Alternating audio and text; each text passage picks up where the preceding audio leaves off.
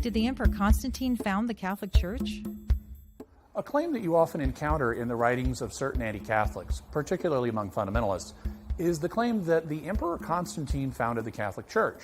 Now, this is an impossible claim to sustain if you know anything about the history of this period.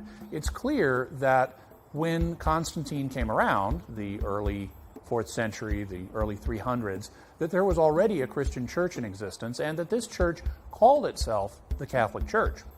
Elsewhere, we've talked about the fact that the term Catholic actually dates to the second half of the 1st century. So the church had already long been identifying itself as the Catholic Church. And not only that, it taught the same things that the Catholic Church teaches today. If you look at the teachings of the fathers of this period on issue after issue, from the Eucharist to baptism to the authority of the Pope to the unique role of Mary, on just subject after subject, the Church Fathers can be shown long before the time of Constantine to be espousing the same views that the Catholic Church teaches today. Now, Constantine did have an important role in this time period. He was the first Christian emperor, and he was also the emperor who ended the age of persecutions. Prior to this point in history, Christians had been subject to periodic persecutions by the Roman emperors, and Constantine's predecessor, Diocletian, had inaugurated a particularly fierce persecution of the early Christians.